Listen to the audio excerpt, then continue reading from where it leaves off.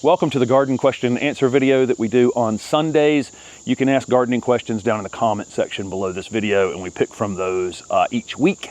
I think, let's see, Steph wrote down 24 for this week, and we have equally that many again written down. So don't give up if you've asked a question and we haven't answered it. We have an ongoing list, and so if we come up short any week, we can continue to answer some of those questions. And also, we're having a live Q&A on Thursday evening. I was going to have it this past Thursday, but I forgot to announce it last Sunday. And even though it was written down, I forgot to announce it. But on Thursday evening, 8 o'clock Eastern, I'll put some sort of post on a reminder on Thursday on YouTube and probably over on Instagram. And it'll just be a Zoom link that you'll get, and join us for a live Q&A on Sunday evening. And we'll try, the questions come fast and furious in the links when I've done this in the past. So we'll try to answer a few questions for an hour or so on Thursday evening. Okay, there's a new shirt that was added this past week. It's a women's t-shirt, and all the old t-shirts or older designs of t-shirts are $5 off in the store, and then new t-shirts are there, this Hosta t-shirt being one of them. There's a conifer t-shirt, a HortTube with Jim Putnam t-shirt, a Griffin t-shirt, and now this new women's t-shirt. So if you're interested in those, they're over on the website. And then I was pretty excited this week. I mentioned it in a video a few days ago on the weekly garden planner over on the website. If you've owned the weekly garden planner, I added a garden journal to it. So basically you go over there and you can enter in plants, the date that you bought them, the date that they were put in. You don't have to enter everything in the field if you don't, you don't have to complete the fields if you don't want to. I didn't make any of the fields mandatory, but if you have that information, it can be when you started something from a seed. You can select whether it was an annual or a perennial or a shrub or a tree. You can fill in the common name, the Latin name, anything about it. You can give the plant a rating. You can make notes for that particular plant. So if I put in this Golden Falls red bud, I would put in the date that we got it if I knew it. And then, any information about it, any notes, that I have on it, anything that I need to look out for on it in the future. It may be something in the vegetable garden and I don't want it again. You can make notes for that, or you can put the rating as 1. You can rate the plant 1 to 5 on how it's performed in your garden. Or you can put maintenance things in there, that kind of thing. And then you can export all your plants over to an Excel sheet if you want to, or a printable version is available too. So I'm really excited about that garden journal. I'm going to continue to work on it and make it more useful as time goes on as well. So, but that's over on it's part of the weekly garden planner. So if you own the weekly garden planner, it's part of that. A second app got added, which is a seed starting application. So basically and again, it's on the weekly garden planner page if you own it. And I'll tell you, it's discounted for the month of August. I'll tell you that in a second. There's a seed starting app that's now part of the weekly garden planner. And on seed starting app, you open it, you put in your average last frost date. You can Google this easily. So, go over to Google, put in your zip code or the city you live in, ask what your average last frost date is. Then you open this seed starting app, you enter, for me, that might be April 10th. Okay, I enter April 10th. I hit the button and it gives me the list in order of how I should start seeds. So it's annual flowers, perennials, vegetables, herbs, things that I would generally start with seed. I have not completed the list yet. I think there's maybe 100 things or 120 different seeds in that list. I'm going to continue to add to that list. And then you can put it in a printable format, or you can put it in an Excel sheet. And basically, from the first thing you should start from seed to the last thing. So some seeds take longer than others. So if my average last frost date's April 10th, and I know it takes 6 weeks for me to start a tomato seed and have that transplantable, this application just backs up 6 weeks and tells you the day you should be starting your tomato seeds. So that's what, and it's in order from the things that take as much as 12 or 16 weeks down to the things that only take a few days.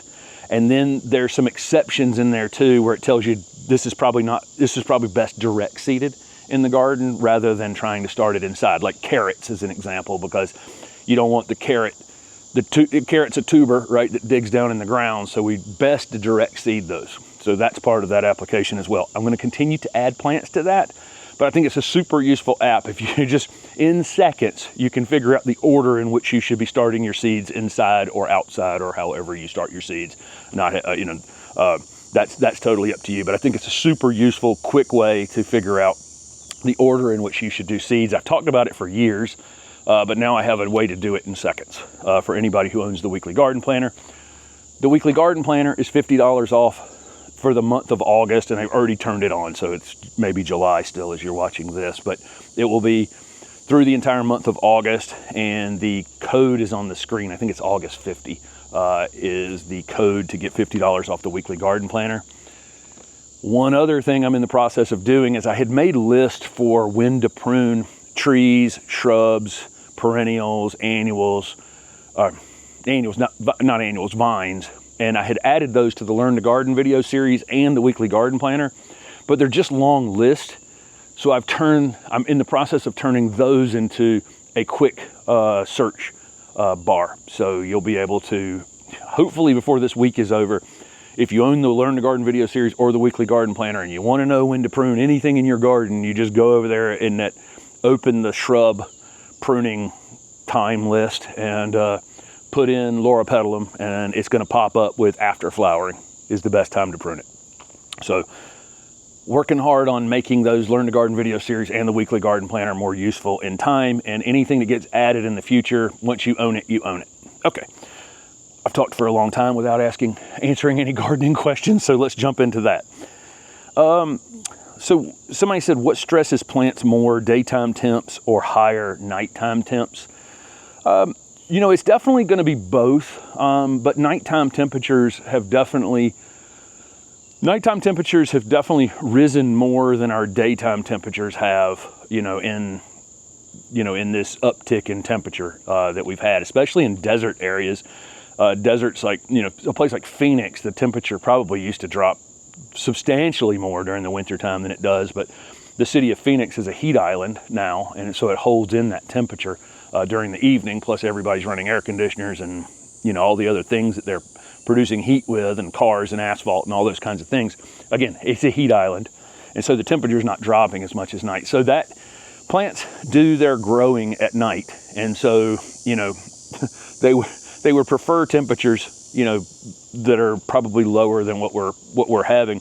But daytime temperatures are certainly stresses as well, because a lot of these plants aren't used to 100-degree temperatures. So plants, this is not going to be true with every plant because plants are from all different places on the globe, but let's just say as an average, plants photosynthesize best around 75 degrees Fahrenheit. So that's when they're going to produce the most sugars and the most food using the sun's energy is around 75. That's why in spring your garden just looks so lush and grows like crazy, is because there's a lot of those 65 to 85 degree temperatures in that span that are close enough to 75. As the temperatures rise, the plant has a harder and harder time photosynthesizing. So if I made a graph of this, photosynthesis at 40 degrees, 50 degrees, 60, 75, and then after 75, it starts to fall off. And so the plant has a harder time making food, okay, when it's 95 degrees, 100 degrees. And once it has a harder time making food, it's going to have a harder time defending itself, right? Because it needs those sugars. It needs to be in good health. And that's the peak time of summer when you can hear all these insects in the background, right? Are able to attack our plants. And so this is the peak season for root rot diseases and insect problems and those kinds of things to attack our plants. And it's at a time when they're very vulnerable because they can't produce sugars in the same way that they could before. And so there you go. But yes, both would be the answer. Once you're in the hundreds, the plant's really under a lot of stress. And then consistent warm nighttime temperatures are problematic. Okay, how can you tell if something has been grafted? Would multiple grafts on a tree be a bad thing? So I can go down to the bottom of this Golden Falls redbud, and I can actually see where they're joined together. Most of the plants that are going to be grafted in our gardens are going to be Japanese maples. So back here in this back garden, I've got many Japanese maples. Almost all of them are grafted. The reason for this is I wouldn't want to, even if I could root a weeping Japanese maple, if I rooted it, it would just crawl across the ground forever, right? So it's easier, it's actually just easier to put it on a different rootstock, a more vigorous rootstock. And a lot of times a piece that you find on a plant, like this gold plant, may not have a rootstock that's as good as just a regular Cercis canadensis, just a regular green redbud. May have a better rootstock in general. They may be easier to grow. They're almost certainly faster to grow than a lot of the hybrid plants. But that Tokyo Tower Chinese fringe tree, that for sure is grafted. Japanese maple's grafted. This is grafted. So there's a lot of grafted plants in this garden. It's plants that you can't root well, that perform better on another plant's root system. Maybe those roots, the roots of the plant that it's grafted onto are more disease resistant because the upper part of the plant, that may be the case with the roses, that are grafted. There's a lot of reasons why people do grafting. It raises the price of the plants for sure because it's a specialized technique for propagating plants. And you have to grow 2 plants to accomplish it. You have to grow the plant for the roots, up to a certain height, and then you take a piece of wood off of this and graft it onto that one. So you're growing 2 plants instead of 1, basically. But you can go down to the bottom on most plants and see where the graft is. If it's a plant that's grafted and you can't see the graft, it may have been buried the plant was planted too deep under the ground. It is not uncommon to have 2 grafts on things. So there may be a situation where you have the rootstock plant and then you have a piece that's basically a straight vertical piece of wood, and then the plant itself grafted on top of that. You'll see that sometimes with conifers, weeping conifers. So if let's just say I take a blue Pacific juniper, and it's a crawling juniper, but I want to raise it up onto a tree form like this.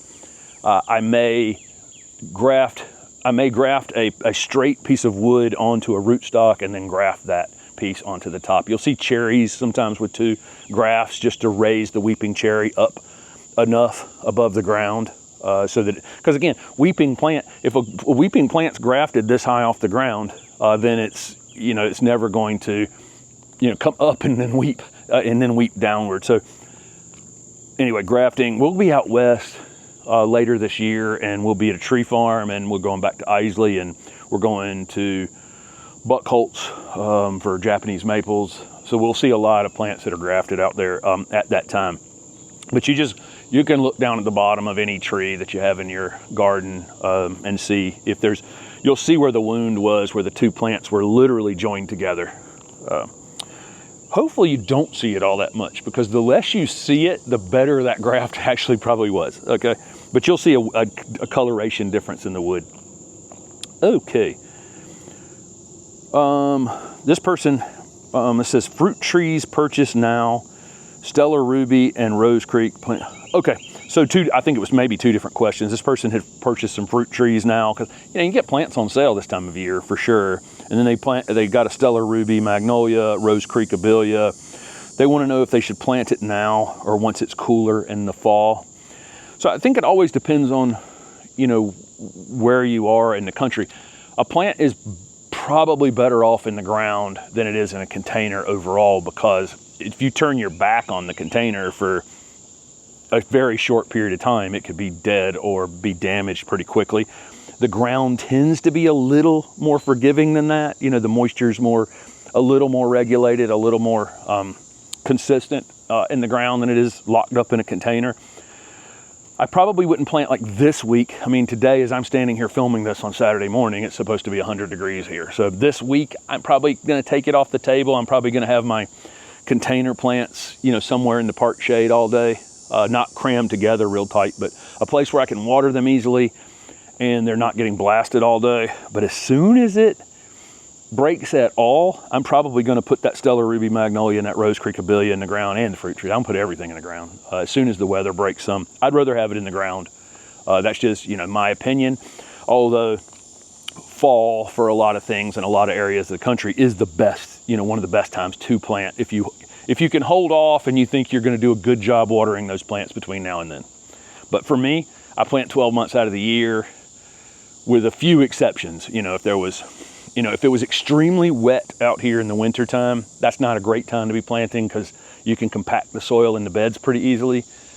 And then let's say the hottest week of the summer, which may be this week for us right now, that I would avoid.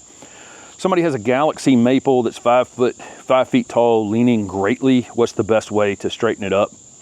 I use the ratchet straps on the Vitex over here to pull my larger Vitex up. I don't think with a 5-foot maple like this, you probably need to go to that extreme to use a ratchet strap, which is just basically I cranked the tree back up using a ratchet strap.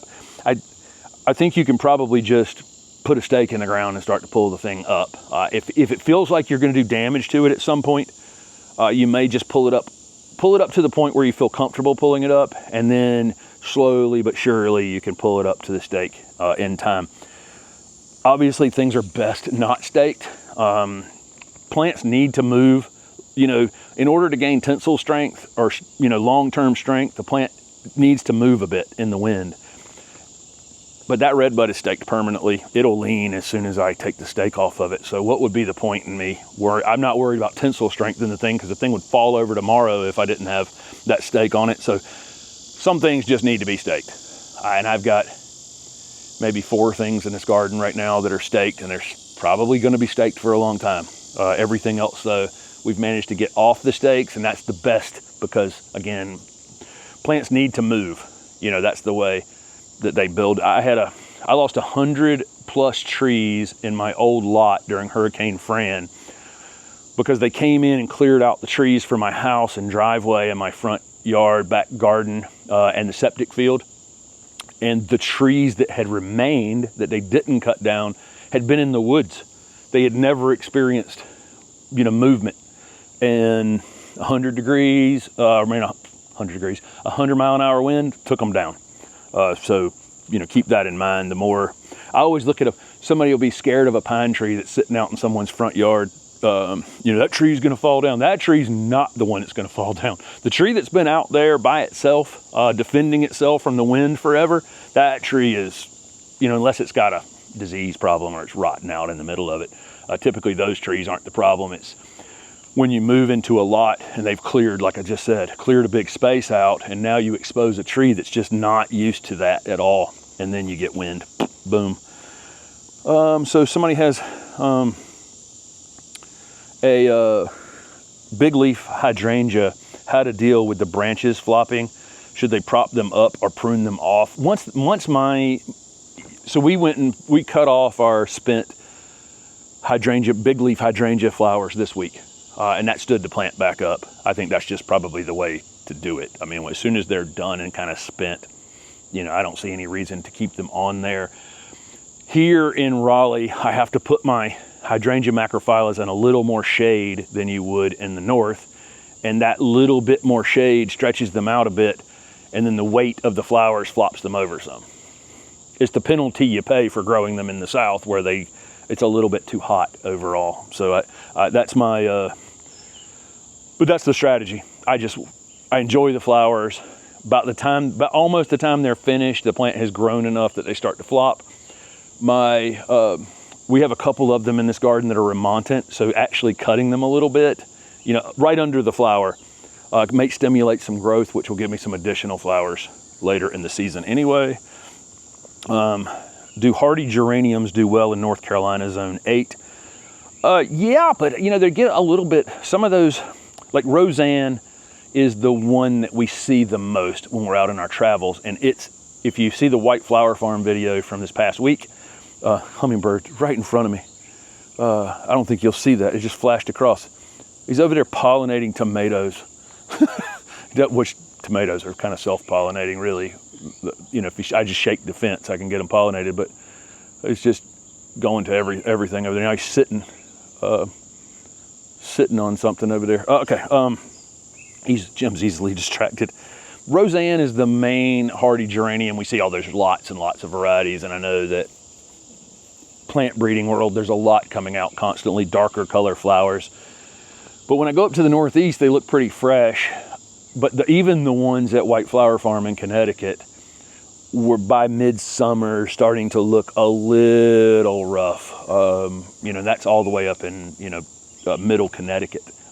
So I see a lot of times hardy geraniums hardy from 4 to 9. I think 4 to 8 is more accurate. And if you're in zone 8, you'd probably expect that midsummer every year they're going to look a little rough.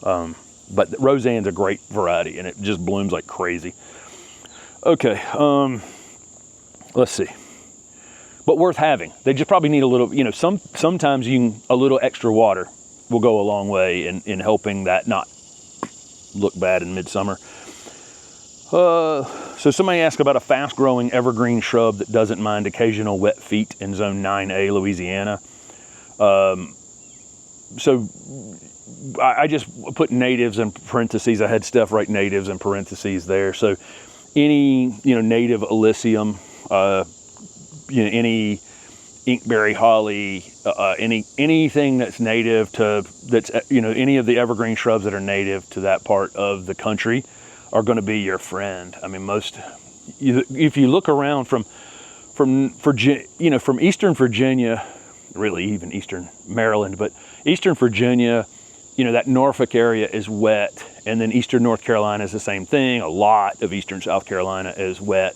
Eastern Georgia, a lot of Florida, and around the Gulf Coast, a lot of the plants that are near the coastal areas are used to occasional inundation. So, you know, this is where anytime I'm doing a consultation or anything, if somebody's telling me the area is changeable in some way, and that could be that it's shady half the year and sunny half the year, or it's wet half the year and dry half the year, whatever it is, I go, well, we have native plants for that. You know, if you're on a sloped area, you know, we have a lot of plants, you know, from Alabama around to North Carolina. We have an entire foothills, you know, area that, you know, of plants that are used to, you know, those types of conditions. If you have an area that inundates occasionally, you know, we have plants for that area, you know, from eastern part of the, you know, the coastal areas. So we have a, you just have to pick the plant that kind of matches the space that you're growing it in, but you have lots of native options for that. Let's see, maybe I don't want to say lots of, you have native options for that. Okay, somebody has a 20-year-old green elephant ear and it popped up with a heavily variegated leaf. How to grow more of them. So, you know, elephant ears can be divided by pups. So you can dig them up and take the pup off that has that leaf on it, and see if you can get it to grow out more from that. Typically, most of these colocasia and alocasia are being done by tissue culture and not division typically, although, you know, they can be done, you know, from division. The colocacias typically grow in wetter areas, and you know, we have a bunch of those in the garden this year, that Waikiki and Redemption and Pharaoh's Mask over there. And then we have elephant ears, alocasia, which typically has more upright foliage, big giant leaves, and they typically have kind of a bulb, you know, formation underneath that gets bulblets or pups on the side of it that can be broken off and divided. So variegation in tissue culture can sometimes be induced, like you can make variegated plants in a tissue culture process. Sometimes variegation carries through and sometimes it doesn't. So I would grow the thing out for a few years, see if the variegation is fairly stable, and then you can take it to one of the places that introduces new plants and see if they can take it to a tissue culture lab and see if it can be done from tissue culture. See if the variegation carries through in tissue culture. Sometimes it does and sometimes it doesn't. It's an interesting thing. Like there's a lot of plants out in the world that just, you know, tissue culture is basically taking a small amount of cells out of a plant and then duplicating it through that, literally just cloning it down at the cellular level.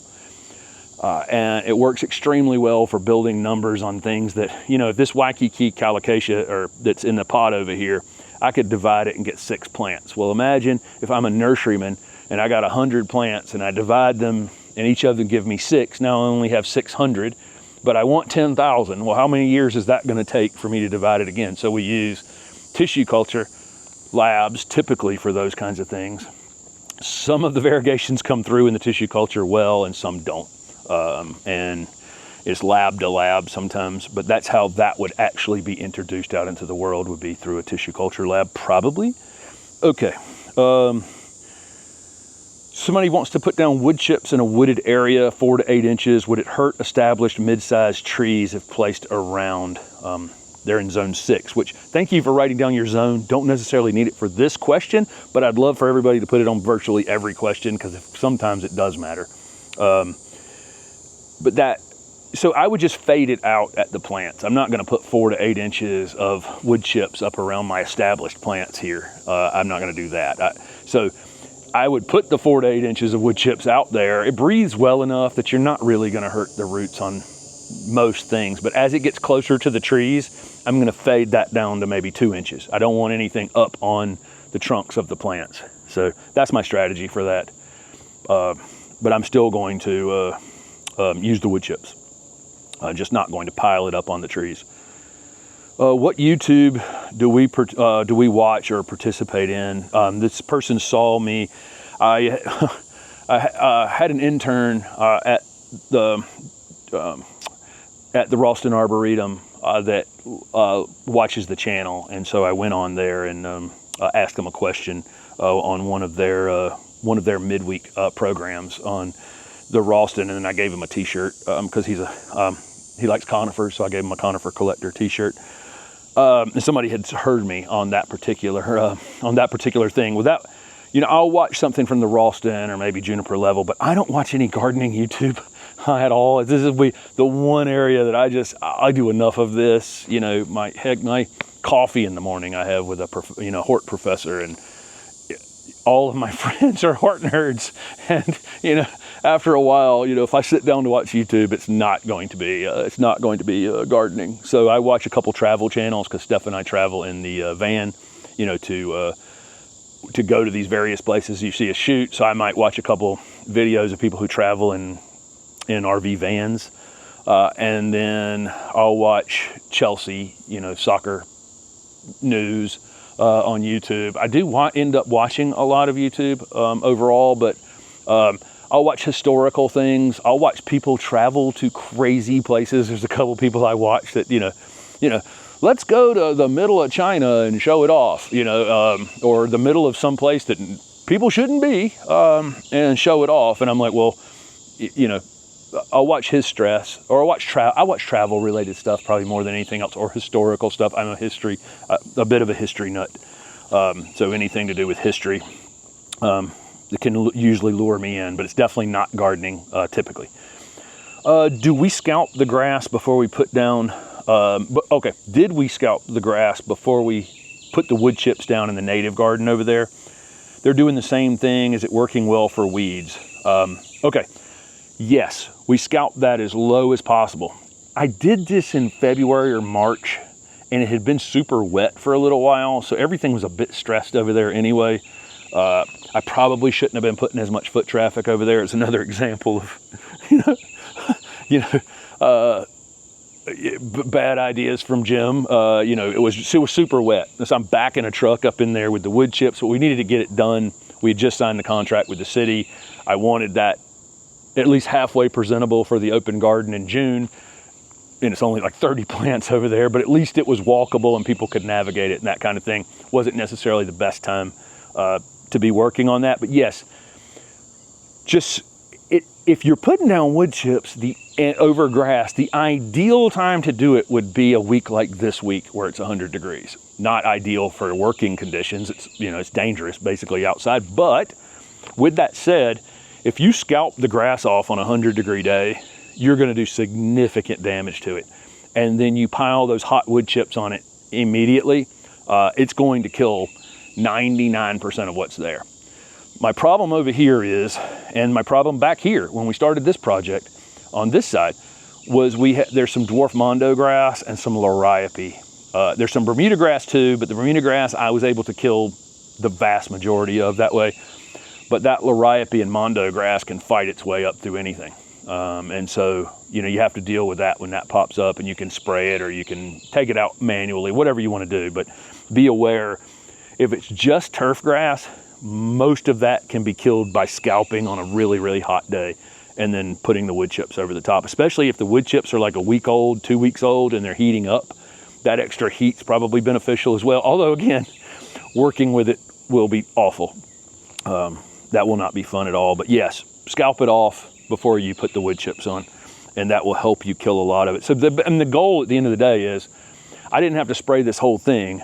I just had to spray a couple little spots that popped up later. So I reduced the amount of chemical I was using by 95%. You know, at the end of the day, if you can get that done, that's probably good. Will Stella Ruby do okay in Zone 7, St. Louis, landscape destroyed by tornado? Well, first of all, sorry to hear that. That is not that would be that's not a good time. Look, hope everyone's okay. That would be the main thing. As long as the people are okay, we can replace the plants, right? I don't think so. My Stella Ruby Magnolia, and we can spin this camera around. I don't know if sun is probably coming up and blowing out this. I got this ladder here where I have the sprayer for the deer. Let's see. Let me see. There's the Stella Ruby Magnolia. You're seeing about 2/3 of it right there. And it's in great shape. Perfect green foliage on that plant. But it's in a slightly protected area, even here in Raleigh. I mean, it's a zone, it may say Zone 7 on a website, but I think it's 7B or 8A is probably more accurate. And over there in St. Louis, where it's more of an open area and you're gonna get that winter wind, I don't think that's probably a tree that, I think in the winter time, occasionally it's gonna defoliate. It's gonna get so burnt. And how it recovers from that, I don't know. So probably not gonna be at the top of my recommendations for St. Louis. Is it okay to propagate during high temperatures? So good question. Yes, I propagated all summer long. It was really, not only is it the best time to propagate, I always end up next to this Weigela when I want to talk about propagation. So then I break a piece off, and then somebody down below will say, I wish I'd have propagated that one. For some reason I can't. I'm gonna do damage to this thing trying to break a piece off here. So I'll show you right here. I didn't do a great job of breaking that off, but if I take this new growth out of it, if I take this, you know, the growth where it's trying to actively grow right here in the summer, if I take that out and then I strip these bottom leaves off of it like this, that's basically a perfect cutting. It is hot outside, so I have to be careful in how I handle it. If I take this cutting here, I'm 8 o'clock in the morning right now, and I walk around with it all day long and I don't get it someplace, it's not a great day to have taken the cutting, obviously. But if I go ahead and get it into whatever propagation system I'm using, if you're using a mist system, that's kind of ideal. Or if you're using some sort of box that has a humidity chamber of some kind, so that the leaves on this thing need to stay moist. It has no roots. So how's it going to get water to those two leaves and survive? It needs humidity, and it's able to get water in and out that way while it calluses and then roots ultimately. But this is a great time of year to do it, but you need to get the cuttings off the plant and into whatever system you're used for rooting as quick as possible, and get the humidity back on those leaves. Having water around the leaves, I've talked about this before, when water evaporates, it cools the area around it. It's called evaporative cooling. And so as long as you have moisture around them, when it's hot outside, it's kind of irrelevant because it's going to be cooler around the actual plant leaves. Okay, there you go. Yes, but I did 90% of our rooting every year in peak of summer. Okay. Somebody has Mystic Spire Salvia cuttings, half rooted and half with new growth. Half are rooted with no new growth. Is there a problem? Should they fertilize? Anything that they need to do? So, I mean, you could go ahead and fertilize them. So what we would do is when we started getting roots on things in the greenhouse, when this was my business for 20 some years, was rooting cuttings for other nurseries, or rooting cuttings, and we would grow them out for maybe a season into a small pot. But we sold the plants small regardless to other nurseries. So when this was my business, yes, as soon as I get root initiation on something, it takes no fertilizer to root it. It's got everything it needs to get rooted. It just needs to be in a soil media that drains. You're watering a lot, because the thing has no roots. You're constantly keeping those leaves moist. So that soil media needs to dry out a little bit in between those misting or whatever you're doing. But I don't fertilize it, put any fertilizer whatsoever in there, because there's no point. I mean, I can't use it. It's got no roots. But as soon as we start to get root initiation on something, we would start using fish emulsion fertilizer. So I don't want to come in hot with some sort of high nitrogen, complete fertilizer for everything. What we would do is we would go into the greenhouse and literally use a liquid fish emulsion. Or some sort of liquid organic fertilizer. The nursery was not organic in any way, shape, or form, but I found that these low-level nitrogen organic fertilizers, I would not burn these newly rooted cuttings, and I could start to get some growth on them. Once I really started to get some growth on them and had some roots on them, then I could go at them with a synthetic fertilizer. So that's the approach that I would use. Is yes, fertilize them but very low level, like organic fertilizer, so you don't push them too hard while they're still on the struggle bus.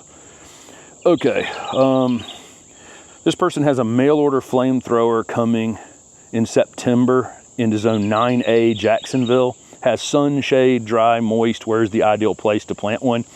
Definitely in the understory in Jacksonville, Florida. They're redbuds and dogwoods we typically think of as understory trees.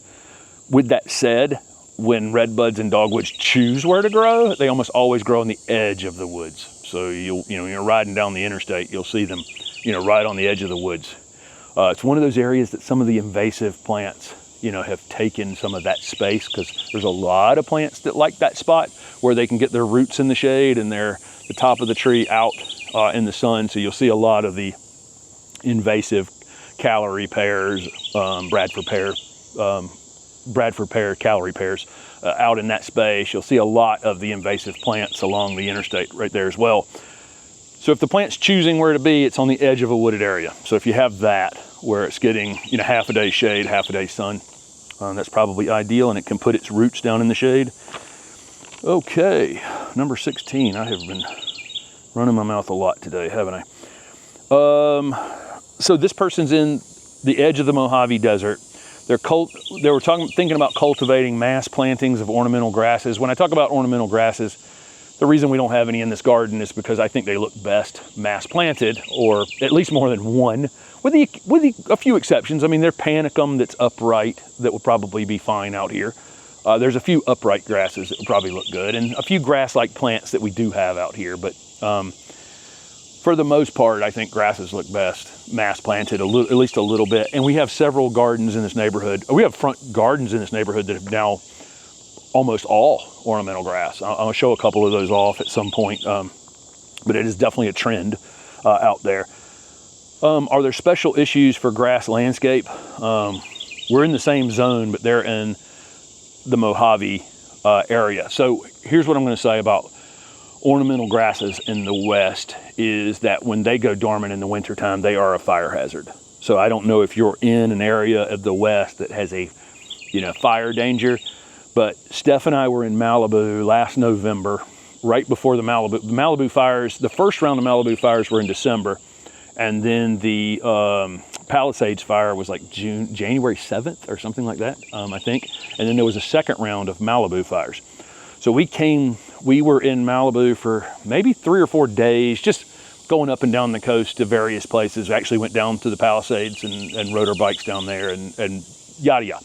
But what we saw was a lot of introduced invasive out there grasses that were dormant. So miscanthus and other grasses, pennisetums, in those woodland hills of Malibu. And Steph and I we were commenting the whole time we were there, This looks like a crazy tinderbox. And, you know, the wind is just blowing constantly there, so it doesn't take much to get anything going. But so keep in mind, out west, some of these, if it's not a native grass, which there's not probably a heck of a lot of them out there that are actually native, except along the actual maybe coast in the fog forest. But for the most part, you're not going to see a lot of native grasses out there. Grasses require a lot of water. They grow a lot during the season. They're able to photosynthesize better than almost any plant. So they're able to do, the desert's not a place for that kind of plant. There aren't the kind of resources, you know, for those plants. So they're going to need more water to grow. And then again, when they go dormant in the wintertime, if you're in an area that has a tendency to have fire, you know, when they're dormant, they are a fire hazard. Potentially, you know, here in the southeast, not so much because it's humid and it's, you know, it's not as big of a deal. Plus, they don't even go dormant here till late, typically. They still have some moisture in their stems. So that would be the main difference. And again, we saw it out there. You can just see, you know, a lot of arguments around all the fire stuff out there, but one of the main issues that I see when I go out there is pampas grass, miscanthus, pennisetum. All these grasses that have been introduced into those spaces go dormant in the wintertime, and it's just, they burn so easily. If you cut a Rosa Sharon hard, will it fill back out? So they have one that's split. Yes, you can definitely reset prune a Rosa Sharon, and probably almost anytime you want to do it. You can probably park your car on most of them, but if it's split down really low in the bottom, it may never recover completely in the way that you want it to recover. I was doing a consultation the other day, and a person had I think it was a Magnolia that was split right down at the bottom. Probably happened this past winter because we had sudden cold that cracked open a lot of trees.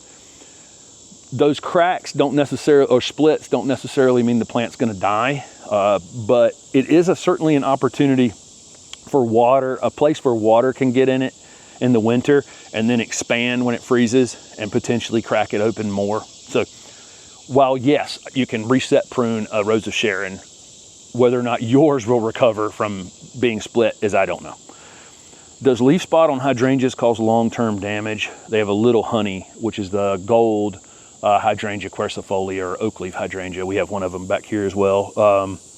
No, it doesn't cause any long-term damage, but the main thing you want to do is in the fall, if you have hydrangeas with leaf spot, we leave our leaves in this garden, but if you have leaves that are diseased in some way, I would dispose of those. But it doesn't really create any long-term damage, no. But get rid of those leaves in the fall. Clean up around the bottom of it. Maybe put a fresh coat of mulch for sure before next spring, before it leaves out. So maybe those spores aren't bouncing back up on the plant on the new leaves as they're coming out as much.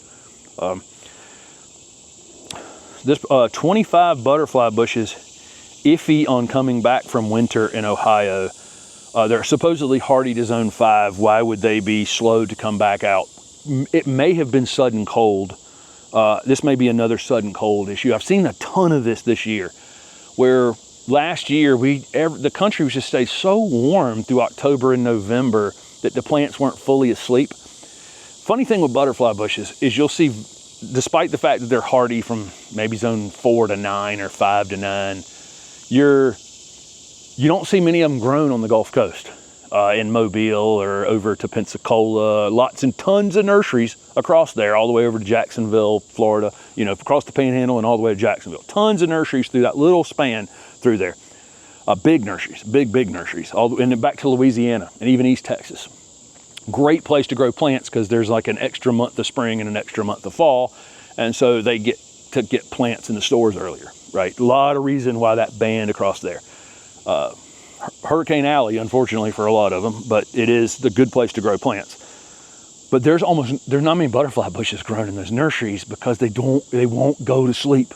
They just won't go to sleep. They'll stay awake until December, and then maybe the second week of January they get an abnormal cold, or they had snow along Pensacola and the Gulf Coast this past year and had really cold temperatures that damage them. And so they just won't go to sleep. It's easier to grow them up here in Raleigh, where I can get them to sleep in November or December, and they don't end up cracking during the winter time. So my guess is that Iowa acted like it was the Gulf Coast more, and that they just stayed I'm completely guessing on some of these things, obviously, but my guess is they went to sleep ugly. They didn't go to sleep slowly and go dormant completely. They went bam and had water still in the stems, maybe split down below the base. And so they're coming back from roots. They're not coming back from the old wood, which is why they're coming back slow. Okay. Do you wonder what will happen to the garden once we are no longer here? Does it stress us? No, not even a little bit. I moved out of the old garden and I knew I was selling to a young family who they were looking for a house. And at that time, and even now, there's a limited number of houses here available in the Raleigh area. You know, Raleigh and Durham are growing so fast, and Cary are growing so fast that there's a limited number of houses. So the person buying this house, in fact, Steph and I will be the last people probably to live in this house, because every house in this neighborhood that's like this gets scraped and new houses go in. You know, a giant house will go here probably, and that's life. But no, not at all. You know, gardens can be redone. What I say is enjoy it while you can and don't worry about others. I mean, I had a house a block away from us a few months back that was, the person died or got moved into a home or whatever. The kids take the house and they don't even go through it. They just sell it almost immediately. And I see a track hoe take the roof off. I happened to be walking the dogs past, then, it was several months back, take the roof off of it, and all their stuff is in the attic. You know what I mean? Like it was for the 40 years they lived in that house, you know? And I looked at that and I said, you know, man, you got to just think about today, because nobody cares, you know, this garden and other things, you know, it doesn't mean the same to other people as it does to you. So enjoy it yourself. Enjoy your time in it, and, you know, enjoy today, and don't, again, I've said recently, don't borrow worries, you know, from the future. I would hope that somebody would enjoy it. Probably not. So what info on the new Southern Living plant collection, pink turning hydrangea? So hydrangea paniculatas are kind of known to be white here and then go straight to papery. And skip the kind of pink or red tones that they get up in the Northeast that a lot of Hydrangea paniculatas get. Our nighttime temperatures are too warm. But there is a lot of breeding around having ones that turn pink, that go from basically green to white to pink to papery. That little step we're missing is the pink in the Raleigh area and in all the Southeast.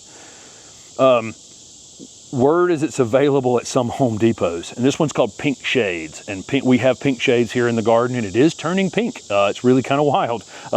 It seems to actually be, and it's been hot here. We've had really hot nighttime temperatures, and we're getting pink colors showing up in it. So pretty excited for that plant. I will say that the way it ends up in some Home Depots early is the nurseries that I'm talking about along the Gulf Coast, they do very large trials. And so I was in a call one day, and we were discussing a plant and talking about how great it was going to be. And I had trialed it here in this garden for a year, and I was excited about it, and other people were excited about it in the call. And the nursery that was on the call with us went, well, I think what we'll do is a small trial. Do you have 5,000 available? You just go, 5,000 is your trial? Because my trial at my nursery when I was a nurseryman would be maybe one tray, like 32 plants or 50 plants or whatever the tray size is, 72 plants. And I'd try those for a year. But this nursery went 5,000. 5,000 seems like a good trial. I would imagine what you're seeing at the Home Depots is some of the trial plants then looking great in the nursery, and then them looking at them and going, hey, we should go sell these and not throw them away. And so sometimes you'll see plants show up early to sell that way, because it was their nursery trial plants, basically, where they were looking to see if it's something that they could reproduce in the nursery well. And so they'll sell them at market and then start their new ones for, the next round. But the next round will have big numbers. 5,000 will become 50,000 or whatever. Okay, but that plant is exciting. Pink shades. Can you transplant now? What determined what plants can be done now and those that shouldn't? Wants to transplant a sassafras, but heard deep tap roots can make it difficult. Idea. Should I leave the volunteer seedlings to grow where it sprouted? Okay, So a couple things. I mean, it's not a great time to be transplanting in peak summer, for sure. If it's a vigorous perennial or something, and, you know, I could pop bee balm that, you know, a piece of bee balm or a salvia, something that's trailing in the garden. Some of these more aggressive things, I can probably get away with popping them out of the ground and moving them pretty easily. Other things, I probably want to wait till the nighttime temperatures cool off a little more, because at least they get that recovery time, right? So I could say by late August, it may still be 90 degrees during the day, but we'll probably be in the 60s at night. And at least that plant would have some opportunity every 24 hours to get its legs under it. Right now it's 78 when I wake up in the morning, and it's 98. That plant's gonna have 24 hours of, you know, having a struggle. Sassafras does have a taproot, but keep in mind they're grown in containers all the time and transplant readily, with or without that taproot. So I'm not gonna worry about, if you wanna dig that thing up, I would, but I wait till it's dormant to do it. Try to get as much of it as you can, but they transplant fine. Just because something has a taproot doesn't necessarily mean it won't transplant. We plant pines from containers all the time. We plant lots of things from, you know, from containers that if it had had its choice and came up from seed, it would have probably put a taproot deeper down into the ground. But I would try to move it while it's dormant. Okay, so somebody ordered seed but failed to use it. Should they scatter it in the garden and see what happens? You can do that if you want, but most seeds you can keep 2 to 3 years, as long as you're keeping it dry and keeping it in good shape.